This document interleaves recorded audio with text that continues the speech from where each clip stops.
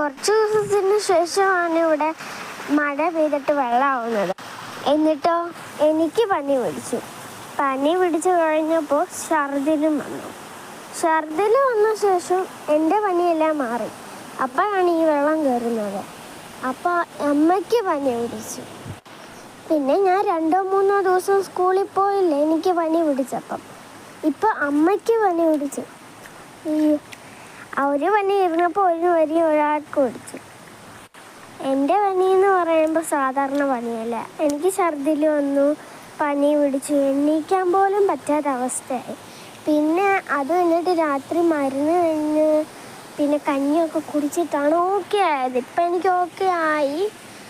പിന്നെ അമ്മയ്ക്ക് പനി പിടിച്ച, അമ്മയ്ക്ക് തലവേദന എടുത്തിട്ട് വയ്യാതാ.